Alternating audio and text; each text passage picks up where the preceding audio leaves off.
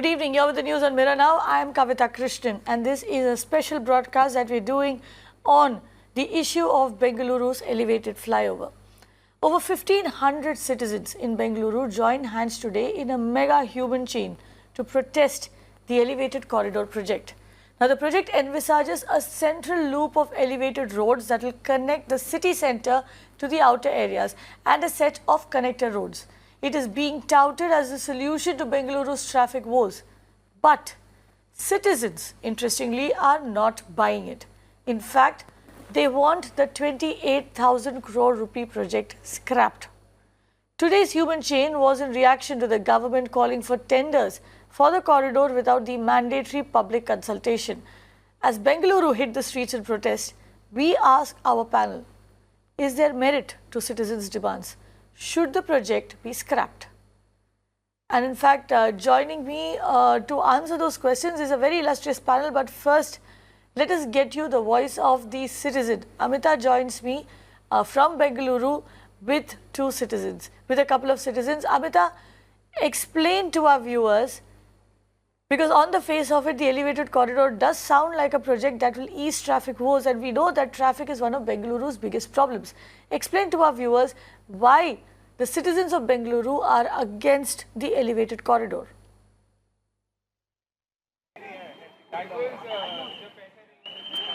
Well, the citizens of Bengaluru are extremely upset because there was no public consultation whatsoever, and the tender for the first phase of this network, they're calling it the ugly, corridor of networks that's going to come in.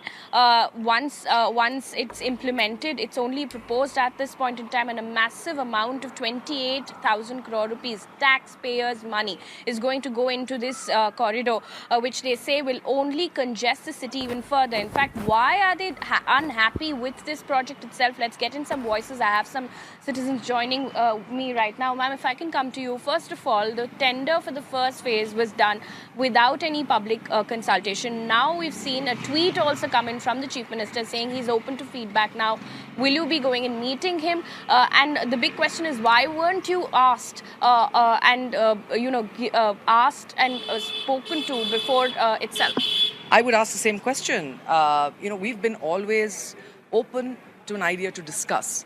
We really don't have an idea. The reason you're seeing us all out there is not because we have a great desire to get out and put our feet on the street and have something to say. We are genuinely wanting to have the details of the elevated corridor. And the conception of it, the execution of it, the impact, the process is completely dark to us. So as citizens who are going to be deeply impacted, we need to understand this. So at every point, we've only been asking for information. And I don't think there's anything, the democratic process specifically not only allows it, but encourages it. So my question to the Chief Minister is, one is too little too late. There's a huge amount of damage that's already been done. And the biggest damage that has been done today is to trust. However naive it sounds, as citizens, we trust our government to do the right thing. So the haste in which it's been put through, the clear negative impact it seems to have, the fact that citizens are outraging about it, and not for their health, they're doing it because they care for their city. Today, I think Bangalore has more supporters, whether you look at the 2 lakh supporters for a petition or the people that turned out for the protest today, that the government has no choice but to say, let's listen to you. And what are we asking for? We need this. I wouldn't say we demand this, but we are entitled to this. So the Chief Minister must ensure, if not later than now, that every detail of the project, including the speed at which it has been pushed through, including the details of what exactly will it do, how will it integrate with everything else, what is the overall impact on the transport mobilization, needs to be shared with us. Okay, I'm going to ask you this question. There was a tweet also that came in where the Chief Minister said this will ease traffic. What's your response? I think we have seen enough of flyovers in the city. There are 50 already in the city, 50 or more than 50. And has the traffic eased? I don't think so. There are enough expert opinions about that the electric corridor will not ease the congestion. In fact, it might even add to it with 55 on and off ramps. So imagine a Hebbal flyover 55 times all over the city. So I don't think it will even decongest the thing. The solution is public transport. there's a 70% ratio of public transport to private cars. And some of the areas where trees will be sacrificed are one of the greenest areas, like Jai Mahal Palace Road, for instance, or even Kasturba Road near Carbon Park. Yes, the government is gone totally blind on environment. They are forgetting that Bangalore city was a green city earlier. Now they just wanted to make it steel and concrete. I don't know why they are behind this. They can basically work on mass transport, like, where we'll sustain our city, the green city. Plus, this will solve the traffic problems. Flyovers, corridors are not the solution. They're just to solve your problem immediately. Later, what happens if the traffic increases? Then what do? They go above again one more corridor. So will you be increasing and aggravating your protests now? Now there is a tweet that's coming from the Chief Minister who says he's open to feedback. See, I mean, if he's open to feedback, all we are asking for is reach out to all sections of society and understand their mobility needs. I know a person who walks 7 kilometers each way to work because they cannot afford bus fares in the city. So if the Chief Minister is open to feedback, we would love for him to do public consultation and understand from various sections of society what their needs are. And we actually sent 6,000 plus postcards asking Janara Matu Keli, and we have not received any response so far. So we would love to be involved and ask the Chief Minister to respectfully consult all the sections of society, not just one section. And we don't claim to represent everyone. Similarly, the Chief Minister should really reach out to everyone and understand everyone's mobility needs. And you will come out onto the streets if required. I hope we don't have to. I would much rather prefer public consultations, ward committees, any other kind of institution that allows for much more sustained engagement with our governments, that allows us to plan our cities together. I don't see the government as our enemy. I see them as somebody we work with. And I think we just have to remind the government of that, to be honest. Well, that is the reason, Kavita, hashtag tender Raddu Madi is now trending, where people are saying that take back that tender that's now been put out for first phase of this project, which will connect Hebbal to Central Silk Port without any public consultation. Back to you. Right, Amita, thank you for joining us. She is with the citizens, and the citizens clearly over here are asking the government, why did you go ahead without a public consultation? Joining us is Brijesh Kalapa of the Congress, Tara Krishnaswamy, who is an activist, Srinivas, who's also an activist. Brijesh Kalapa, I'll begin with you. You heard what the citizens had to say over here. They're all questioning the haste with which the government has moved on this particular project. They're asking why issue tenders without a public consultation. What is your response? Generally, as a rule, the rule is that a government which has a mandate of the people is entitled to go through a project, because every work which the government undertakes, it may not be in regard to, now for instance, this elevated road project. It could be something else. It could be a massive irrigation project, right? So on every issue, it is the basic presumption is that the government has a mandate and the government is working in the interest of the people, and therefore every work done by the government is for the people's interest. Now, over the last, I think, 3-4 years, the citizens groups have become extremely active, and virtually every project which has been proposed by the government, whether by the past government, whether by the present government, because the previous Siddaramaiah government had a plan to have a steel flyover, right? And that was again objected to, and they said no, so many trees would be cut and so on and so forth, and that project has been shelved now. Now there is the elevated road project, which also is being said that, look, there is no public consultation, so many trees will be cut and so on and so forth, and so this.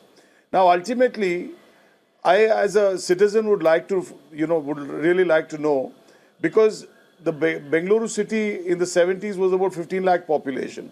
Today we are 1 crore and 10 lakh. By 2031, we'll be about 2 crore plus, right? So certainly we need some infrastructure. And if one sees in, say, Delhi, we have had an elevated road experience. The Barapulla project has actually eased traffic to Noida and to other areas. And it has actually helped remove the congestion to a large extent. Now, in Hyderabad again, this project has actually come through. Now, there are certain interests, and I would not say that two people on the panel have vested interests, but certainly there is a vested interest in all this, because I'm not, like I said, again repeating, I'm not speaking of the two persons on the panel, but there is a certain member of the Rajya Sabha who represents Karnataka, who has actually been, against all of these projects, and he has a plan that, look, let's stall all kind of development in Bengaluru, and he himself has a foundation which is at the forefront of all this activity. Now, I'm not, like I said, I'm repeating that I don't know if these two gentlemen on the panel have anything to do with that foundation, but there are certain vested interests. There is absolutely no doubt about it. Right, fair now, enough. Here fair is, enough. you have taken the opinion of certain people, and no, one minute, I'll just complete. Okay. You have taken the opinion of certain people, and most of them seem to indicate like they don't want this project to go through. But there is also a Beku brigade. This is the Beda brigade. There is also a Beku brigade which says we want the project. Even today, the project which was shelved, which is the steel overbridge, that also has a lot of takers in Bangalore North.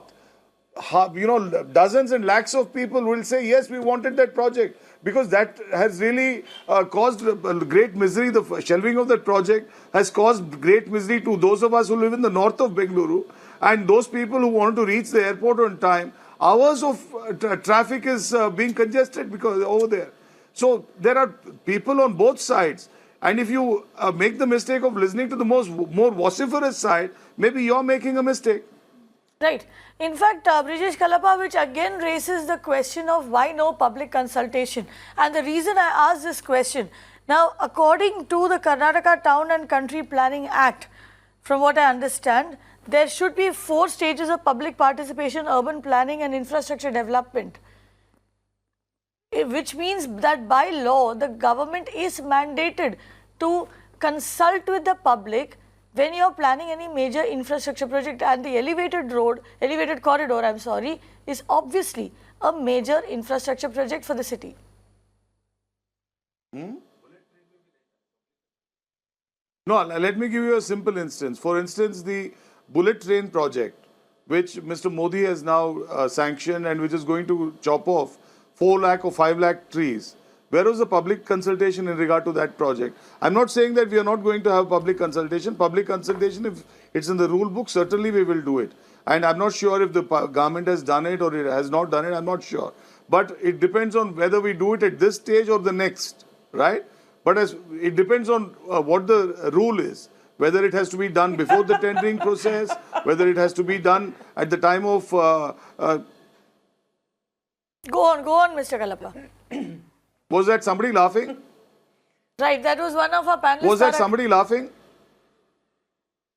Right, that was one of our panelists, but Brijesh Kalapa, please continue. No, if she has any... Yes. If she has any contribution... If she has any contribution to make, I don't like to be laughed at on the television. If she has any contribution to make, let her make the contribution. We are not at each other's throat. Like I said, there are some vested interests. Again, I repeat that I'm not sure if these two gentlemen do have a vested interest. But if somebody wants to laugh at me, it certainly appears to be a vested interest. Right. Because I'm trying to be as neutral as composed as possible. Mr. Kalapa, let me bring in Tara Krishnaswamy in that case. Tara Krishnaswamy, you found what Mr. Kalapa just said extremely amusing. You care to explain? No, first of all, I find it offensive that 2 times he's called me gentleman. So first of all, I suggest that he visit an eye doctor and perhaps a ear doctor as well, because you don't go around calling people gentlemen. No, I'm not able to see who's on screen. I don't know. I don't have a television before me. I don't have a television before me, so I don't know. I didn't know what your sex was earlier. I didn't know if it was a gentleman on air. So I don't have a television before me. Right. And certainly you don't appear to be a gentleman now. Right. Tara Krishnaswamy, please make your point. So we do not have too much time. I understand your default assumption. Yes. Now, he used the word entitled, and that did amuse me because the government really is not entitled to anything but to implement the people's will. And as you rightly pointed out, between the Karnataka Town and Country Planning Act, the Municipal Corporation Act, and there is actually a court order that mandates that for all public projects, especially large infrastructure projects, consultation must happen right from the conceptualization stage. Now, they've gone ahead and issued a tender. What does that mean? That means that they are ready to build it. And Mr. Brijesh Kalappa says he doesn't know when the public consultation should happen, and it can still happen. I'm sorry, sir, it should have already happened and happened multiple times even before the project is proposed. We elected you to do what we want, not what you wanted. And we already sent a message saying even the 6.7 kilometer steel flyover is not acceptable. Not only because it cuts trees, there is only one side effect. The real main reason why we don't want it is because it simply does not relieve the traffic congestion. It does not ease the traffic like you're proposing. In other words, the project does not accomplish what you're setting out to accomplish. The only way to relieve traffic in Bangalore is to implement public transport. If you gave the statistics that the population has grown, the population has doubled. Well, let me know if you've doubled the rail network in Bangalore. You haven't. You haven't implemented 1 kilometer of suburban rail. Okay, your metro that both your government, the current government, the previous government, including the BJP government, has delayed it by over a decade. We hardly have 40 kilometers. And Delhi is your role model. This is where children are prevented from going to school because they can't even breathe. So what kind of examples are you using? The only answer is public transport. Brijesh Kalappa, I know you want to answer that. I know you want to answer that. I don't think you should even talk about traffic. Tara, one second. Brijesh Kalappa, I know you want to answer that, but let us bring in Srinivas as well. Let him also place his points. Here, Srinivas, like Brijesh Kalappa pointed out, there are people who want the project as well. Sure. So it is not everybody who is against the project. Yes. Yes. Yeah, that's true. There are a handful of people, including Mr. Kalappa, that want the project, and I can understand why. Because their worldview is a certain way, and they would like to get to the airport faster by 7 minutes or whatever. The problem is that today, brand Bengaluru is become something of fastest selling cars in all our governments. And not just the current one or the previous one, but even the one before that, all representing all the three major parties. They act more like salespersons of the vehicle makers of this country rather than the caretakers of the citizenry of this country. That's why we are setting records in the number of cars and two-wheelers sold in the city and not setting any records on the speed at which metro is constructed or trains are constructed. Bengaluru has created so many flyovers and elevated corridors over the year, and all of them spectacularly failed. That's why year after year our traffic problem has increased, and now we are globally famous as a very bad traffic city. We are saying, and we are saying Beku very proudly, we are saying public transport Beku, which is we want more buses. We want bus fares to be subsidized so more people will take the bus. We want bus to be given priority on outer ring road, for example, where 6 lakh people go to work and they're all sitting in one car behind another car, wasting time and getting upset and all of that. Right. Oh, Srinivas, by the way, Srinivas, the entire outer ring road is full of signal-free flyovers, tell me something. The plan to extend, the plan to add more buses to the fleet, the plan to operationalize the suburban railway services in Bengaluru, how long has that been pending? What is the status of both of these projects? Right. The suburban train is now pending for 30 years, and because of our Beku campaigns, very, very loud Beku campaigns, it is finally taken off. Finally, there's been positive discussions between the railways and state government. What about the buses? Maybe because of the election pressure, both parties are moving forward, but we haven't. The buses in the last 6 years, Kavita, the number of buses in Bengaluru remained exactly the same. While every day 1,500 new vehicles are remaining, not a single new bus has been bought by the city public bus service provider. And this is a disaster. Okay, I'll have to. Two-wheelers are going. I'll have to stop you right over there because we don't have too much time. I want to give Brijesh Kalappa. Much easier things to do and build. I want to give Brijesh Kalappa the last word here.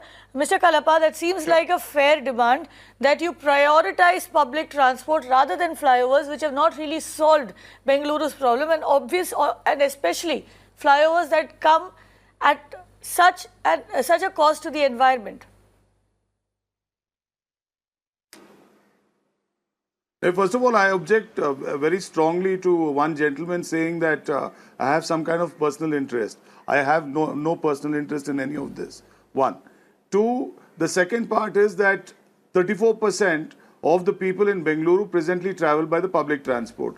The desired amount of people who can travel by public transport across the world is about 50%. It can't be beyond that, right? Even if that were the case, with a 2 crore population, Not so true. if there are even say 20% of the Let him speak. I have a minute private left on the transport. show. I have a minute left on the show. Let him finish. No, speaking, see, please.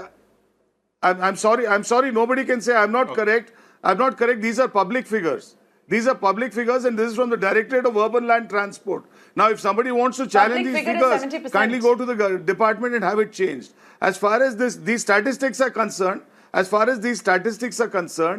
20%, if it is going to be private transport, you still can't have, the present infrastructure which is capable of taking care of everything. In any case, 1,500 buses are going to be bought by the departments. The tenders are out, and we are going to buy 1,500 buses. But that is only, taking care of the issue. It's not an either-or situation.